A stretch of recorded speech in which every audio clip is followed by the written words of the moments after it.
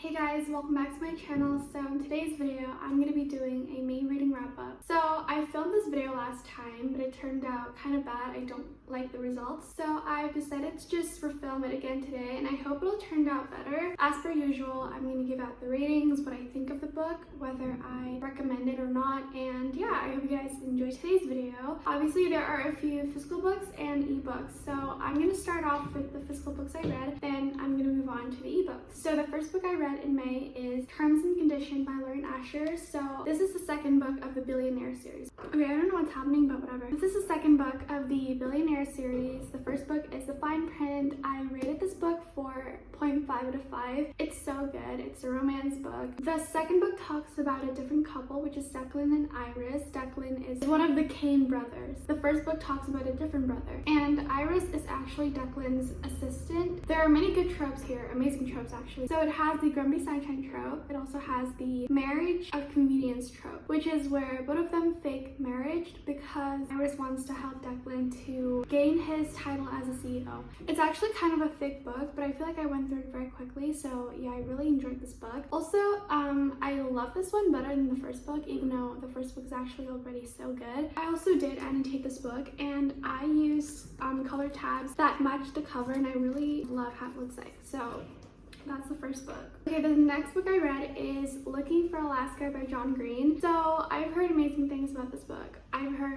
I've actually been DM'd a lot of times saying how amazing this book is. I actually enjoyed it, but I didn't enjoy it as much as I thought I would. I rated it 3 stars. It's actually a very enjoyable book. I really love the characters and the plot, but I feel like I'm just not that attached with them. And being attached with the characters really plays a huge role in my book ratings for some reason, so that's just the problem. But overall, it's a very short, quick, easy read, and I did annotate a few things, but I didn't annotate a lot. I only have a few tabs here and there. This basically revolves around Miles, which is the main character, and it's kind of like a coming of age book, and there's also the movie for it, so I might watch it someday. But overall, it's good. It's an okay book, but I'm not obsessed with it. Then the next book I read is actually a DNF. Also my hair, I just kind of woke up, so I only reached 70%, then I DNF'd it, so. And this is also fun fact, the first book I ever DNF'd. It just took me months to accept the fact that I'm actually gonna DNF this book. So yeah, I read Little Fires Everywhere by Celeste NG or Ning. At first, it was actually kind of enjoyable. I overall really got into the story, but after halfway through, I was so bored and I just didn't even know what the story is about anymore. And the characters are kind of meh. You just don't see their personality here, and I know a lot of people love this book, but I don't. And yeah, I'm honestly so excited to read this book, but it didn't end up being the way I wanted it to be. Basically, this book is more as talking about this family's story in life. I literally have no idea. The whole time I was reading this book, I was like, okay, what's happening? And I just kept on going. At this point, while I was reading this book, I was just guessing what was happening. So I stopped reading it. I think I reached this much. I only have this much left to read, and I stopped reading it. So yeah, honestly, just go ahead and DNF books that you just don't like reading, because I feel like it's gonna be a waste of time if you just continue it. So okay, then this is the last physical book I read, and it is The Secret of Nightingale Wood by Lucy Strange. This is, I think, a children's classic. I don't know how to classify it, but I bought this book because I saw the cover and it's very pretty. So I literally have no kind of expectations or hype to compare to, which kind of felt great. I rated this book 3.5 out of 5. It's overall very enjoyable. It talks about this girl who stumbled upon some magical things, and she was also trying to solve this mystery. I did not expect this book to have some sort of mystery, because I thought it was gonna be a very wholesome book.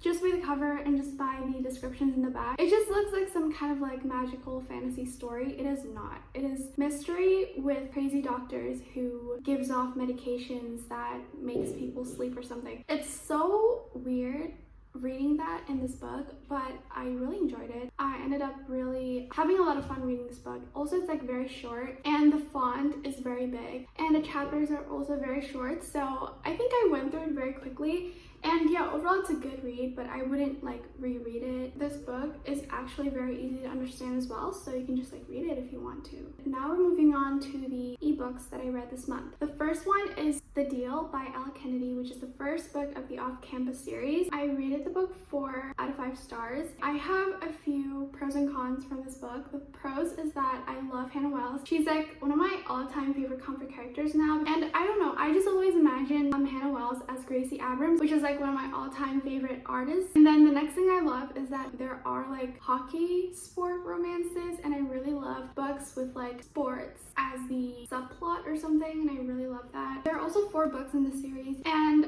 okay, the cons though for The Deal. There are just some parts where Garrett Graham is acting so sus. Like he would call her weird names. I just don't really like it. I love that he called her Welsie though, but overall I really love the book, and I still love Garrett Graham. Then I also read The Kiss Quotient on my Kindle, and it's also another romance. I think it's a part of a series. There are 3 books in the series. The first one is obviously The Kiss Quotient, and it talks about Stella and Michael. Basically, he's a person that tries to help Stella to date because she's bad at socializing and all those things, and Michael tries to help her with it. They actually form that like connection that nobody else has. Overall, I really love Michael. He's like the dream guy. Like he sets your standards high, and I really love the characters. However, for the plot, I was just not really getting into it. Like at sometimes it's very fun, but some other times I feel like it's very repetitive. Also, the writing is actually in third point of view, so I was not used to it. I definitely prefer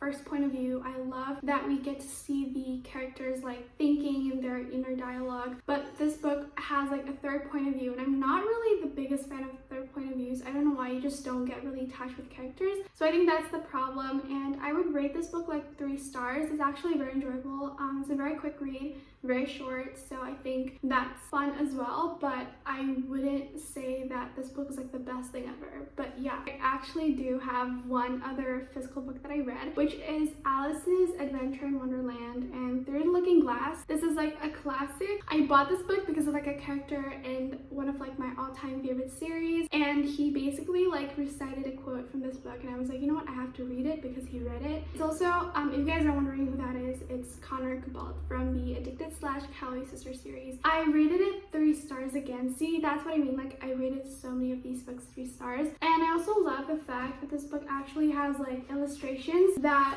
describes the scene. So like since there are so many magical creatures here, sometimes it might be very hard for you to like imagine what they look like, but with the illustrations you can kind of imagine what they look like. You can see what they look like, and you will have better visualization. But one thing that I don't like is that I think the story is kind of cut short in the middle of the book because it shifted into a different version of Alice in Wonderland's story. So like the ending is ended abruptly, and I don't like that. But that's just like the only problem I have. So yeah, overall I really love this book. Okay, moving on to another book I read from my Kindle is Whatever It Takes by Kristen Becker-Ritchie. This is actually a part of the Bad Reputation duet, and it talks about this couple, Willow and Garrison. They're like one of my all-time favorite couple ever, like the top tier ones. I love them because they're basically both introverts, and I don't know why. It's the cutest thing ever. Both of them are like nerdy in their own way, and they're introverts. They're like very, you know, away from the world. Thinking of that is just very comforting. So the first book, Whatever It Takes, I rated it 4.5 out of 5. I really loved it. It's also a very short book though. It just talks about their relationship and how they went from friends to lovers, how they met, how they progressed their like connection and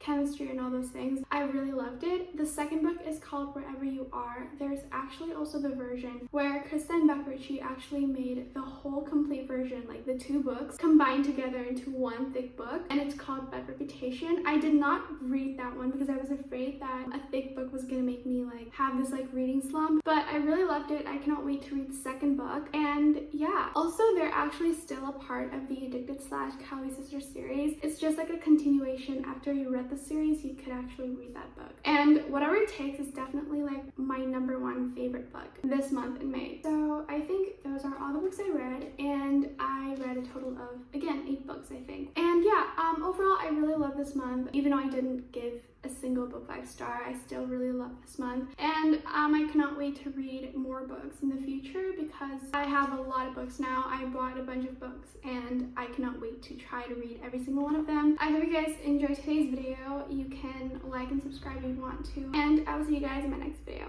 Bye!